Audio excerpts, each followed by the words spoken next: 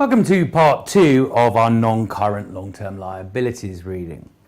Okay, our first learning outcome here asks us for the motivations. Explain the motivations to lease assets rather than purchasing them outright. So the idea is either we lease an asset or alternatively we borrow the funds and buy an asset ourselves. Well, number one, maybe we don't want to use the asset for its entire life. So it makes sense to lease it if the period of use is shorter than the asset's life. Cheaper financing. It may well be cheaper to lease an asset than actually borrowing cash, essentially raising debt and actually purchasing an asset. No down payment. Typically, we don't have to pay anything up front, essentially, when we lease an asset. Fixed rates. Yes, essentially, when you lock into a lease, you're looking into paying a fixed rate of interest over the lease's life. And that might be attractive for firms that can't issue fixed coupon debt, essentially are reliant on floating rate loans, for example. We may well find that leases have fewer or no covenants compared to bonds, so we might be able to avoid covenants. Less risk of obsolescence. Well, it's not our asset at the end of the day. So at the end of the day, it goes back from the leasee to the leaseor. So remember, the leaseor is the person who legally owns the asset. The leasee is going to be the person who uses the asset. So at the end of the asset's life, the asset goes from leasee back to leaseor. Potential financial reporting advantages. Well, here we're talking about operating leases. Huge advantage here because there is no backup balance sheet recognition of either asset or liability. So we're talking about off balance sheet, of course, finance in this case. That is finance, you'll have to trust me on that. Okay, so an operating lease, a big source of off-balance sheet finance. They also mention some certain tax advantages, in particular synthetic leases. Now this is a bit of a US phenomenon. This is when you structure a lease. So for accounting purposes, you have no recognition of asset or liability, but for tax purposes you do. So what that means essentially is depreciation is tax allowable on the asset and saves you tax in the tax returns, but there's no asset or depreciation in the financial statements. So just be a little bit aware of that. So let's look at distinguishing capital versus operating leases. And again, just be a little bit aware that a finance lease can be referred to as a capital lease or vice versa, essentially the same thing. So let's have a look at IFRS first of all. Both the leasee and the leaseor must account for a lease as a finance lease if substantially all rights and risks of ownership are transferred. In other words, it's almost as if the leasee has bought the asset from the leaseor. All the rights, risks of ownership are transferred from leaseor to leasee. But notice there are no actual quantitative criteria, no numeric criteria that we use under IFRS. Now let's contrast that to US GAAP. Now you can see with US GAAP, we've got some set quantitative criteria here. So notice under US GAAP, the leasing must report as a capital lease if any, notice it's any, it's not all, it's if any one of the following criteria are met. So number one, title transferred to the leasee at the end of the lease. So this is really what we would often refer to as a hire purchase agreement. When you make your final payment, then the legal title, ownership in other words, transfers from leaseor to leasee. A bargain purchase option exists. This gives the leasee the ability to buy the asset that they've leased below its fair value at the end of the lease. And then 3 and 4, and these are the ones that I think, again, are going to be really critical to remember for the exam. So number 3, that you're leasing the asset for 75% or more of its economic life, its useful life. And number 4, the present value of the lease payments are greater or equal to 90% of the asset's fair value. So in other words, what we're really simply saying here is, look, the present value of what we're expected to pay is almost the same as the value of the asset that we're leasing. Now again, it's only one criterion that we need to meet. Okay. Now notice, for the leaser, it's a capital lease if one of these criteria are met and is performed substantially and payment is reasonably assured. So again, the customer is expected, the leasee is expected to pay us the rental payments when they fall due. Again, otherwise it would be difficult to record an asset. Okay, so those 4 criteria are absolutely vital for your exam. Make sure you know those going into it. So finance lease, key point is we're trying to create the illusion here that we've borrowed money and used that borrowed funds to purchase an asset. So we are going to have recognition of an asset and we are going to have a recognition of a liability. Because we recognize both an asset and liability, it leads to some candidates to get it slightly confused. Now be aware that the asset and the liability will equal one another right at the start of the lease and right at the end of the lease, but they do not need to equal one another during the lease, and we'll see why in just a second. Okay, now notice we're going to record essentially an asset and a liability at the lower of fair value or the present value of future lease payments. So the asset's fair value or the present value of future lease payments. Now again, typically I would expect the present value of future lease payments to be less than fair value. But if for some reason fair value was lower, then remember you use the asset's fair value. Reported on the balance sheet as both an asset and a liability. So both we record an asset and a liability at the same monetary value, keeping the balance sheet balanced.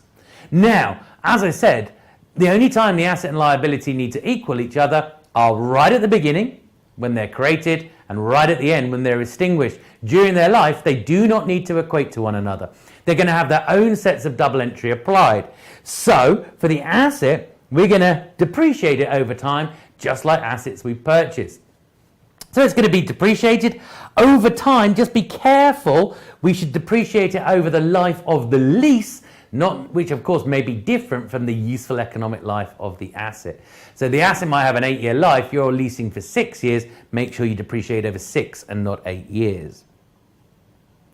Now, interest is going to be charged on the liability. We're going to amortize a bit of interest on the liability. So every time we make a payment, part of that payment is going to be paying down principal. Part of that payment is going to be paying off interest on the liability. So look, notice we're saying it's rather similar to amortizing debt, splitting the payment between interest and principal each period. Okay, let's get straight into an example for a finance lease. So here we've got a firm leasing an asset for 3 years, payments $10,000 per year, straight line depreciation, no salvage value, lease discount rate 7%, fair market value 27,000. So our first thing is we need to, of course, work out the present value of those 3 lots of 10,000. Now again, unless we are told that payments at the start of each year, I think it's fairly safe in our exam to assume payments arise at the end of each year. So what we're going to do essentially is just quickly compute those. So N is 3, IY, our discount rate is 7%, payment of course is 10,000. Future value, notice our future value here, 0. We don't own the asset. It's the lessor that owns the asset, not the leasee. So at the end of the lease, we're not going to be able to scrap the asset. So future value is typically going to be 0. Compute the present value and we get 26,243. Notice that is lower than the fair market value. So we're going to record the asset and the liability at 26,243. So we're going to create an asset of 26,243. We're going to create a liability at 26,243. We're going to use the lower, as we mentioned. Okay, so let's have a look at both our what's going to happen to our asset and our liability. Initially, of course, at the start of year 1, there's the liability, 26,243. And actually, the book value of the asset, this column, our final column here, book value of the asset, what we're actually seeing is the value at the end of each year here. So actually, at the start of year 1, you'd have an asset at 26,243 as well. Now, rather like our bonds, when we were accounting for bonds, we then take the interest rate, in this case the interest implied in the lease was 7%, and apply it to the opening liability. So our interest expense is opening liability times the interest rate, so 26,243 times 7%, and that gives us 1,837. Now, we then at the end of the year make our first payment of 10,000. And we're going to argue that 1,837 is interest, and therefore the balance of the amount is going to be principal. So 8,163 is paying off principal. Now, what that means, therefore, is our liability falls not by 10,000, but instead falls by the principal repayment of 8,163. Let's just check that out. 26,243 minus 8,163, and that gives us our closing liability value there of 18,080. Or again, if you like, what you can do is take the beginning value, add the interest, and subtract the payment of 10,000, and you end up at 18,080 as well. Again, be aware that if you've got the cash flows in on your future value buttons, your present value buttons, time value of money buttons, really, third row of the calculator, then you can use the amortization function on the BA2 Plus to work out interest expense, amortization, etc.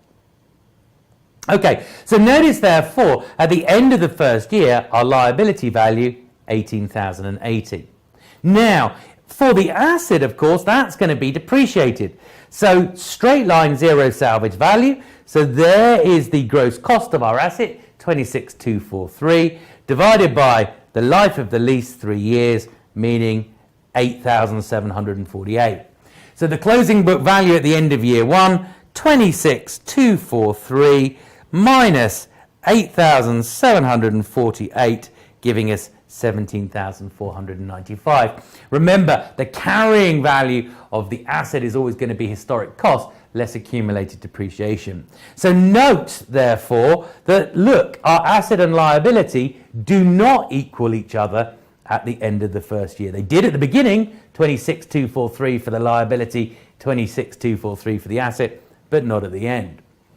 Okay, so let's have a look at year two. Liability at the end of year one, beginning year two, 18,080. 7% of that, 1,266. We then make a payment. And again, of that payment, we're saying 1,266 is interest, and therefore the balance of that payment, so 10,000 minus 1,266, in other words, 8,734, is of course principal, and therefore the liability falls by the amount of the principal payment. So 18,080 minus 8,734, and that gives us our year-end balance of 9,346.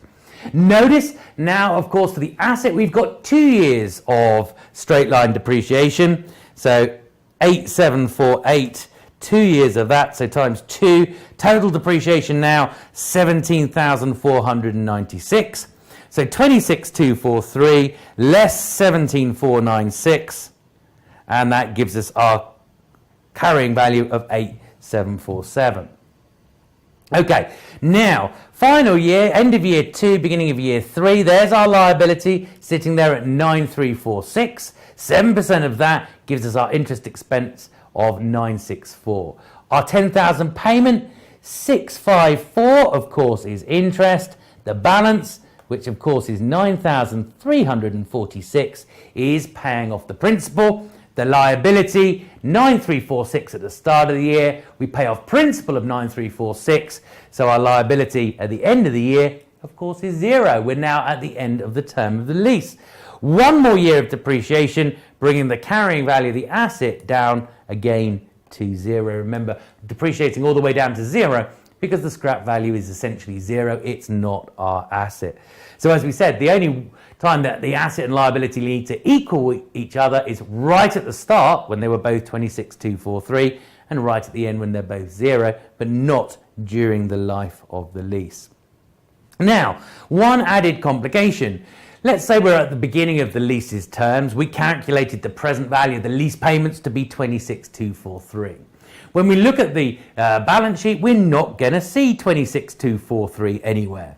Why? Well, essentially because it's going to need to be split between current liabilities and long-term liabilities. So in fact, when we look at that 26,243, we're going to find that the principal payment in year one, and we calculated that at 8163. So the 8163 is going to be sitting in current liabilities, and of course the 18,080 is going to be sitting in long-term liabilities.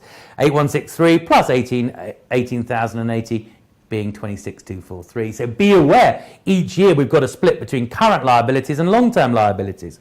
Likewise, at the beginning of year two, there's going to be a split of that 18,080. We'll find that 8,734 is in current liabilities and the 9,346 is in long-term liabilities. Finally, in the last year, of course, the full 9,346 would be sitting in current liabilities. So be aware that you need to make that split between current and long-term liabilities. Let's have a look at the implications on our cash flow statement.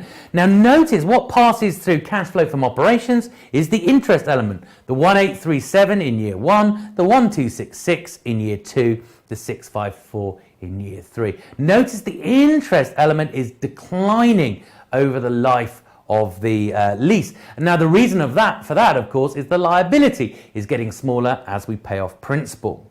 Notice the cash flow from financing, the principal payment, well, of course, this is just the flip side. Now, again, remember, together, the interest element and the principal element have to add up to our payment of 10,000. So, essentially, the principal payment was 8,163 in year one, 8,734 in year two, 9,346 in year three.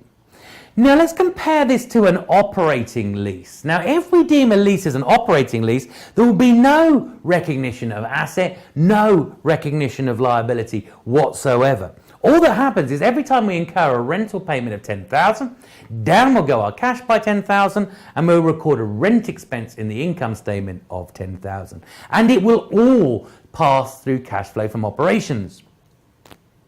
So, of course, one very big advantage we have for the finance lease is our CFO will be higher.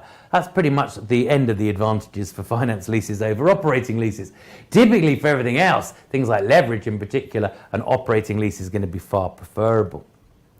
Okay, now let's have a look at our expense in the income statement under a finance lease.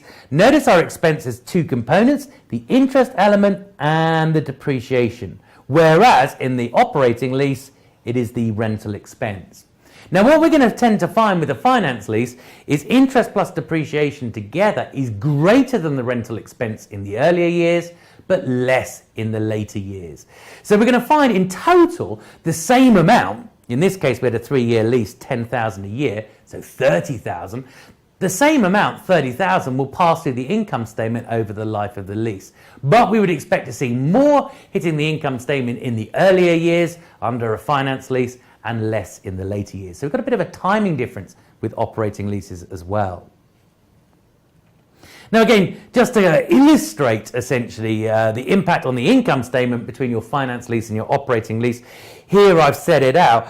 Look at let's take our operating lease first of all. It's fairly straightforward. The amounts hitting the income statement each period, 10,000, 10,000, 10,000, i.e. the rental expense, giving us a total of, as we said, 30,000. So the total, 30,000. Now, when we turn our attention to the finance lease, the two elements going through are interest and depreciation. Now we're using straight line depreciation, so that's relatively constant over the life of the lease, but of course the interest element isn't. The interest element is going to decline as the liability falls. So notice in year one, interest 1837, depreciation 8,748, giving us a total income statement expense of 10,585. So notice, compared to the operating lease, our expense is $585 higher under the finance lease. Now, of course, if our expense is higher, then our net income, our retained earnings, our stockholders' equity is lower in year one under the finance lease. In year two, let's have a look. Interest expense 1266, depreciation 8748, giving us a total of 10,014 compared to the operating lease of 10,000. Notice this time it's $14 bigger. So again, net income slightly lower, equity slightly lower under the finance lease. But that's all going to reverse, of course, in the final period. So in the final period, of course, notice the interest now 654, the depreciation 8747, so a total of 9,401 going through the income statement under the finance lease, compared to, of course, 10,000 going through under the operating lease. Therefore, this time, our net income is going to be $599 higher under the finance lease. Notice the totals going through under finance lease and operating lease over the life, 30,000. So we are just seeing a temporary timing difference being created by the finance lease here. So yes, in earlier years, there we go, in our earlier years, essentially higher expense under the finance lease, lower under the operating lease, but we're noticing, of course, that that is reversing in the later years. The finance lease gives us a lower total expense in the income statement than the operating lease. So let's determine the effects on our financial statements, which is what our learning outcome requires us to be able to do. So really we're looking at finance versus operating lease. Now, of course, under a finance lease, of course your assets are going to be higher because you recognize an asset. Under an operating lease, we don't. Second, of course, not only do we recognize an asset under a finance lease, we also record a liability. So no surprise, therefore, both assets and liabilities are higher under finance leases. Relatively, of course, under an operating lease, they are going to be lower because we have no recognition of balance sheet asset or liability. Okay, net income in the earlier years. Well, as we saw under a finance lease, net income in the earlier years is lower, but in the later years, of course, it is higher. And the total impact on net income over the life of the leased asset, well, that was exactly the same under both finance and operating. We saw a total of 30,000 went through in aggregate under both. Cash flow from operations. Now here's the big area where the finance lease actually does boost your financial statements, because cash flow from operations will be higher because CFO only has the interest element passed through. Whereas under an operating lease, of course, the full rental payment passes through CFO. So you get a lower CFO under operating leases. Cash flow from financing, well, the principal element passes through here, so it's going to be lower under a finance lease. And of course, there's no impact on operating leases in terms of cash flow from financing. Total cash flow, of course, identical either way. Okay, we turn our attention a little bit to lessor. We've been looking at leasee, i.e. the person who leases the asset and uses it, but what about lessor? I have to say I'm less concerned essentially about lessor accounting. Again, if you think about it, every company uses leased assets, so virtually every company is a leasee, but not that many companies are going to be lessors. So I think master lessee accounting before you start to worry about lessor accounting. Okay, let's have a look. Under IFRS, the lessor repeats a lease receivable. Now notice, key point here, we should say, it is treated as if we're looking at a finance lease here. Again, from the lessor, we talk about operating leases and finance leases. If it's deemed to be an operating lease, the lessor keeps the asset in its balance sheet and continues to depreciate it and just shows the rental as income coming in. If it's a finance lease, essentially they're going to de-recognize the asset out of their balance sheet and instead show a lease receivable, which of course will be equal to the present value of the lease payments they're expected to receive. Now actually you can see it's a little bit more complicated than that. The lease receivable is the present value of the lease payments, but also the residual value of the asset. Because remember, the asset will transfer back from the leasee to the lessor at the end of the term's lease. So you're owed essentially in present value terms not only what the lessee is going to pay you, the lease payments, but also in present value terms the scrap value of the asset at the end of the lease term. Okay, so as we said, under IFRS, we are going to de-recognize the asset when we enter a finance lease, essentially. It's as if you disposed of the asset, so we've got to take it out of the balance sheet. And then, of course, those lease payments, as we receive them, part of them are going to be interest receivable, and part of them are going to be return of capital. And, of course, the return of capital is going to pay down that asset over time. Now, if the leaser is not a manufacturer or dealer, Then notice any initial direct costs are added to the lease receivable, which is going to reduce the interest component of any payments. Now, if we are a manufacturer or dealer, so this is slightly different. What we're saying is there's two different classifications of capital leases. Number one, if you're not a manufacturer or dealer, sometimes we refer to that as a direct financing lease. And number two, if you are a manufacturer or a dealer, in which case we often refer it as a sales type lease. Here, if you are a manufacturer or a dealer of the leased equipment, what we're saying is, look, it is part of your business operations to sell this equipment. So we're going to treat it as if you sold this asset. The sales revenue that you get is simply going to be the fair value of the lease payments that the lessee is going to pay to you. Okay, and we're going to compare that to the fair value of the asset to record a profit or loss up front. Okay, notice any direct costs of the lease setting it up are going to be expensed under this approach. The cost of sale is the carrying value of the asset, the fair value of the asset, minus the present value of what we believe the asset will be worth at the end of the lease term. So notice, and again, I think this is the key thing to take away, you are going to recognize a profit up front at the time the lease is entered into. So with a sales type lease, we do recognize a profit up front, the rest will be interest receivable. With a direct financing lease where we're not a manufacturer or a dealer, no profit is recognized up front, it's all going to be interest receivable spread over the life of the lease. Okay, now again, you can see those phrases more common under US GAAP, direct financing lease and sales type lease. So it actually uses those phrases, whereas IFRS doesn't. Now again, if it's a direct financing lease, then you're a financing company. You don't manufacture or sell this leased equipment. You literally are a financing company. Customers come to you and say, can you purchase this asset for me and lease it to me? In which case, really, you're a financial institution, and therefore, all of the profit on this transaction should be interest income spread over time. If you are a manufacturer of the leased equipment, then a very different approach. It's the sales type lease. We are going to recognize a profit up front, okay? Again, by comparing the present value of the payments that we're going to receive from the lessee to the fair value of the asset minus the present value of its scrap proceeds to get a profit or loss up front. The balance will be interest income over the remainder of the lease. Okay, let's have a quick look at an example. So here we are. Roland's Incorporated is leasing a machine to haul. The lease qualifies as a finance lease. Terms of the lease are 3 years at $10,000 a year. We think we can sell for $5,000 at the end of the 3 years. The fair value of the asset is currently $24,000.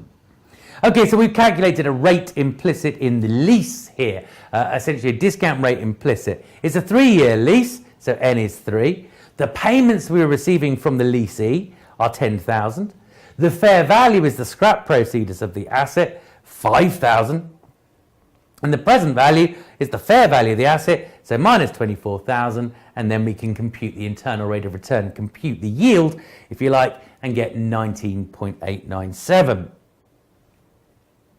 Now, then let's have a look at the actual impact. Notice we're creating a lease receivable there at $24,000. The fair value of the asset is our lease receivable essentially there, $24,000.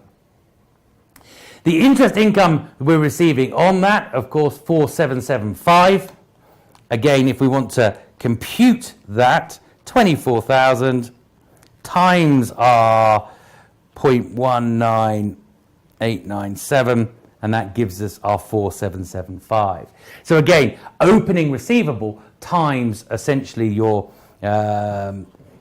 rate implicit in the lease, I should say, gives you interest income. Payment 10,000, of course, 4,775 is our payment of interest within that figure. The balance, the 5,225, is the payment of principal from the lessee. So therefore our asset, the lease receivable, falls by 5,225 from 24,000 down to 18,775. Again, year 2, 18,775 times our rate implicit in the lease, 19.897, to get 3,736. Again, 10,000 being the payment, Part of that, the 3736 is interest receivable. The balance is paying off principal. So 6264 is the reduction essentially in what we're owed, and therefore the lease receivable falls from 18,775 down to 12,511. Final year, of course, beginning receivable 12,511. The interest income this year, again 19.897% of that beginning receivable, giving us 2,489. Take the payment, split it between the interest receivable, 2,489. The balance is paying off the principal owed by the lessee, 7,511. So notice, therefore, that at the end, 12,511 minus the reduction in the lease receivable, 7,511, gives us 5,000, which, of course, is the potential resale value of the leased asset. So what we're doing is we're reducing this asset down to scrap value or resale value of the leased asset, because, of course, that asset does return to us at the end of the lease. Okay, lease disclosure. So what are we going to need to put in the footnotes to our accounts? So notice both lessees and lessors have to describe the leasing arrangement. What is the asset being leased? What are the terms of the lease? In particular, and here's a key one, payments that need to either be made or received. Made, of course, if you're a lessee. Received if you're a lessor. For each of the next 5 years. So separately for each of the next 5 years, and then aggregate payments falling due beyond 5 years. Okay. Notice as well, lease revenue and expense for any period, for each period. So what's going into expenses and what, of course, is going into revenues. Revenues, of course, only really applicable for the lessor. Expenses more applicable for the lessee. Notice as well, amounts receivable and unearned revenues from leases. Now remember what an unearned revenue is. It's where the customer has paid you before you can recognize the sale, and therefore a liability needs to be created. And then finally also any restrictions imposed by lease arrangements, in particular any covenants built into those leases needs to be disclosed as well. Okay, so we now turn our attention to pension liabilities. Now this is a really tricky area of the syllabus, but there is some good news here. It's really a tricky area, but we don't really need to understand it in full detail until we get to the level 2 syllabus. So I think a lot of it's going to be a bit baffling at level 1, but hopefully it will become clearer at level 2.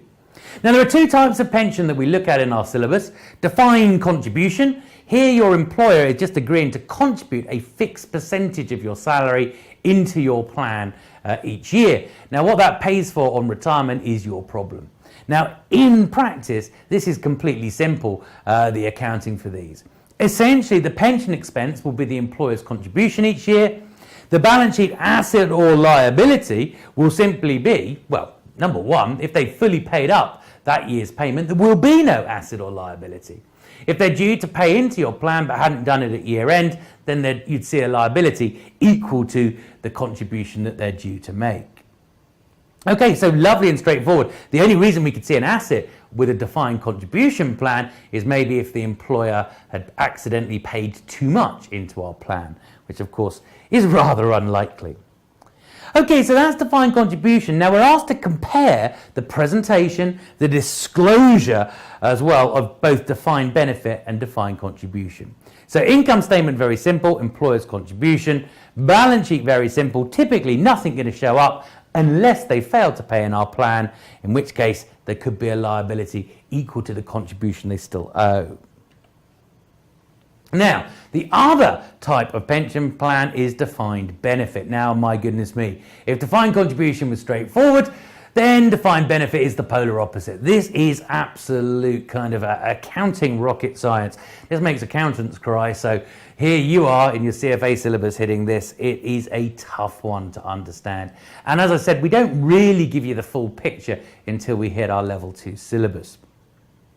Now, with a defined pension plan, your employer is agreeing to make fixed payments to you based on your retirement. And these payments are normally based on how many years you've worked to date and your final salary, essentially. So there is an agreement to make fixed payments to you on your retirement date. Now what that means is essentially the company has a liability. They have the liability because they're going to need to make these future payments. The company will also typically pre-fund this liability. So during your working life, they're going to typically pay into a plan, a portfolio of assets if you like, and then they're going to use these assets on your retirement to generate the cash flows they promised to you. Now this is going to be complicated. In our balance sheet, what we actually see is what we call funded status. We see the difference between the plan assets, and plan assets is just the market value of the portfolio of assets owned by the firm, compared to the estimated obligation. Now the estimated obligation is going to be the present value of the payments that they're expecting to make to us on retirement. Now this of course is going to be tricky to ascertain. What are the present value of the payments that are going to be made to you on retirement? Well, number one, they're going to need to work out the payments likely to be made to you on retirement. So they're going to have to estimate how many years you're going to live. They're going to have to estimate your final salary, etc. So it's a complicated calculation. And then once they've worked out the payments that you're likely to receive after retirement, they need to be discounted all the way back to the current point in time. So the estimated obligation, and US GAAP typically calls it the PBO, the projected benefit obligation. IFRS typically calls it the PVDBO, the present value of the defined benefit obligation. But in both cases, it's the present value of the payments that we're expecting to make to our retirees on retirement. Now, if the plan assets are lower than the plan liability, which of course is often the case, then we have what we call an underfunded pension plan, and we're going to show a balance sheet liability. If the plan assets are greater than the pension liability, then we have an overfunded plan, and of course we're going to show a net pension asset. Okay, a firm must estimate the present value of pension obligations based on future compensation levels, employee turnover, average retirement rate, mortality rates, and appropriate discount rate. In other words, trying to estimate this obligation is pretty tricky and is going to be difficult to do so. And of course, typically the firm is going to use actuaries to actually arrive at this data.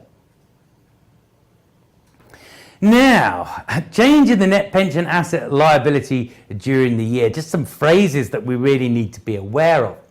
The service cost. Now, the service cost is the increase in what the firm owes you because you've worked for one extra year. So essentially, it's the increase in the liability caused by employee efforts during the year. Now, it's the increase in the benefits they're going to pay to you on retirement discounted back to the current date. So it's the present value of the additional benefits you've earned because you've worked one extra year. Past service costs. Now, again, if they change the terms and conditions of the plan, if they make it more generous, then the liability measure will jump, it will increase. If they make it less generous, it will shrink. And these are known as prior service costs. Retroactive benefits essentially awarded typically when the plan is changed. The net interest expense or income. Now we're going to see net interest expense and income under IFRS. We'll see gross interest expense and essentially interest expense and income under US GAAP. So under IFRS, we net interest expense with plan income essentially.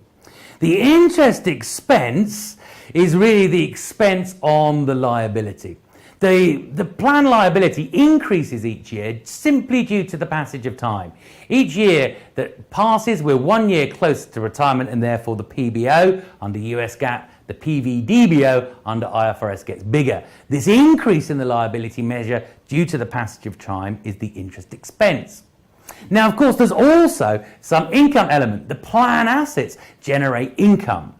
Now, we net the two against each other under IFRS, whereas the two are shown separately under US GAAP. This is because IFRS requires you to use the same rate of return for your interest calculation and the return on plan assets, whereas US GAAP actually allows you to use different rates. So net interest expense or income under IFRS can be calculated by taking the opening funded status, so beginning funded status, times our assumed discount rate. Actuarial gains and losses, sometimes referred to as remeasurement gains and losses. These are the gains and losses caused by changes in actuarial assumptions, such as the discount rate, such as the rate of salary increase.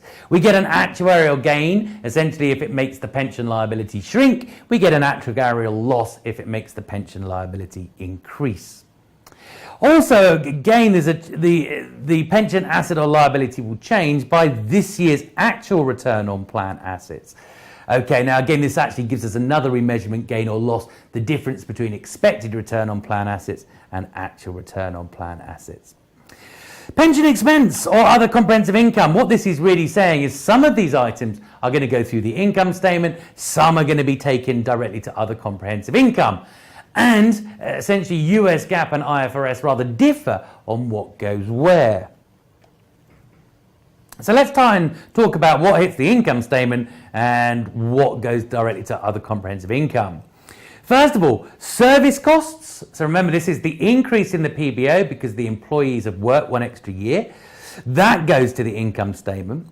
And the net interest income and expense. Remember, there's really two components here. The interest expense on the PBO, on the plan liability, caused by the plan liability increasing due to the passage of time, and the interest and the income, which of course is the return on the plan assets. But because we use the same discount rate for both, they are netted against each other. In other words, the expected return on plan assets has to be the same as your discount rate under IFRS. So that interest income / expense that we're seeing here in point 2 is essentially interest expense net of any expected return on plan assets. Okay, and those are hitting the income statement, as we can see. What that means is our actuarial gains and losses, changes in the pension liability due to changes in our actuarial assumptions, they're going to go directly into stockholders' equity, as is the difference between the actual return on plan assets and the expected return. Notice, essentially, what's hitting the income statement within essentially this element here is essentially the expected return on plan assets. The actual return may actually differ. So the difference between actual return and expected return also goes to comprehensive income. So notice the actuarial gains and losses plus the difference in actual and expected return together are referred to as remeasurements under IFRS and taken directly into stockholders' equity, where they remain. Now, because IFRS is being very prudent, the discount rate used for the interest expense, calculating the present value of the future payments, i.e. calculating the liability, and the rate of expected return on the plan assets has to be the same, and IFRS requires them to be the yield on high-rated, AA-rated corporate debt. Fairly conservative. So we're making very conservative assumptions, and therefore the actuarial gains and losses and the differences between actual and expected returns are not amortized. They shouldn't grow substantially, and in fact, hopefully, because we're being prudent, they should reverse at a future date. Now let's turn our attention to US GAAP. First of all, what hits the income statement? Service costs, same as IFRS. The increase in the pension liability because we've worked one extra year. Second one, the interest expense. Now, notice here's the difference between US GAAP and IFRS. Under IFRS, we had the net interest expense or income. Essentially, we netted interest expense against expected return on plan assets. Under US GAAP, we are going to show the interest expense and the expected return on plan assets separately because we can use different rates of return for the two. Okay, so the interest expense again is the increase in the PBO due to the passage of time. The expected return on plan assets is the actuary's long-run assumed rate of return on the portfolio of assets. These two, as we said, the rates of return, the percentages used, can differ under US GAAP. They must be the same under IFRS, which is why IFRS essentially nets the two elements against each other. Past service costs. Now again, if we change the terms and conditions of the plan, under IFRS, past service costs immediately had to be expensed. Under US GAAP, past service costs hit other comprehensive income. They then get amortized over the remaining service life of the employees. Likewise, actuarial gains and losses. Now, US GAAP calls them actuarial gains and losses. IFRS calls them remeasurements. So they are essentially equivalent. So they are the actuarial gains and losses that affect the liability measure, but also the difference between actual and expected return. Actuarial gains and losses per US GAAP, they go to other comprehensive income just like they did under IFRS, but here is the difference. They are going to be potentially amortized according to a 10% corridor. Now again, I don't want to get too bogged down in what do we mean by 10% corridors right now. Be aware, look, they are going to be amortized through the income statement essentially in future periods, potentially. Defined benefit reporting, if you're a manufacturing company, you're producing goods and services. Now, of course, your pension expense is going to be needed to allocate, or you're going to need to allocate between costs of goods sold and sales, general and admin. So any workers involved in the production process who are getting defined benefit pensions, well, of course, this is part of their remuneration package, so it needs to be included as a production overhead.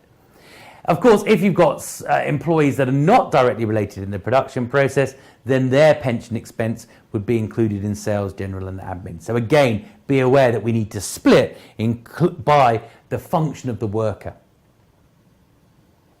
Now we finish this little area up here by looking at ratios, and all we're asked to be aware of is the computation of some leverage and coverage ratios. Now again, of course, we've covered this earlier on. So let's start with our total debts. First off, definition of what total debt is. It is all of your interest-bearing liabilities, whether they are current liabilities or whether they are long-term liabilities. Debt to asset ratio, total debt over total assets. Again, I guess the argument is you want this ratio to be lower than 1. You'd like the assets to be higher than the debt so you could pay off the debt if needed by liquidating assets. Debt to capital ratio, which essentially is balance sheet debt over balance sheet debt plus stockholders' equity. So here what we're seeing is the percentage of debt used in our capital structure.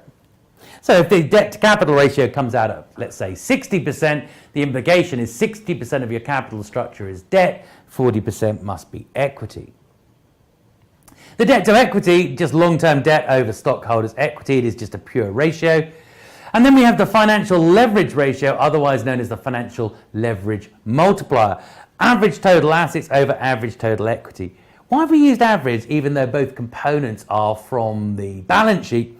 Well, the place you're most likely to see the financial leverage is within DuPont analysis. And of course, remember, DuPont analysis essentially breaks down return on equity, which of course is net income over equity.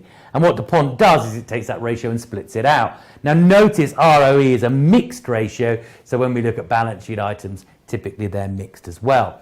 Basic idea with the financial leverage ratio is if you are purchasing assets using equity, the ratio should be close to 1. As soon as you start to use debt to purchase assets, asset goes up, but equity doesn't, the ratio starts to climb above 1. Right, then to finish our area, we're looking at a couple of coverage ratios here. The interest coverage ratio, EBIT over interest payments. It's a safety ratio. It's looking at how comfortably you're meeting your current interest payments out of your profit before interest, earnings before interest and tax, EBIT. Okay, now fixed charge coverage ratio looks at all fixed payments, all obligations, and of course we've got lease payments as well here. So it takes EBIT. Now EBIT is after lease payments, in particular operating leases. So we're going to add back the lease payments to the numerator to get earnings before interest, tax, and operating lease payments. And then on our denominator, we put our lease payments plus our interest expense. Again, it's a safety ratio. How comfortably are you meeting these fixed costs?